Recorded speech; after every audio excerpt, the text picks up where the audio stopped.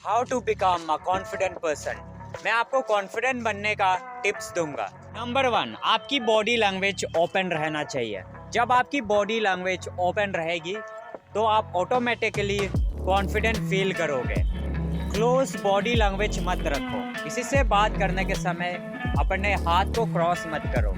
Number 2, आपको public place में uncomfortable चीज़ें करना है। लाइक आप पुशअप कर सकते हो पब्लिक प्लेस में, आप ज़ोर ज़ोर से गाना गा सकते हो पब्लिक प्लेस में। और आप जब भी मॉल जाओगे, मॉल का अंदर आपको स्लो मोशन वॉक करना है।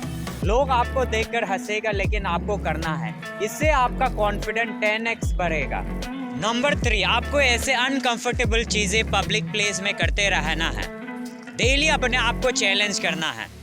फिर आप किसी भी लड़की के साथ कॉन्फिडेंटली बात कर पाओगे। Without any hesitation you will become zero to hero.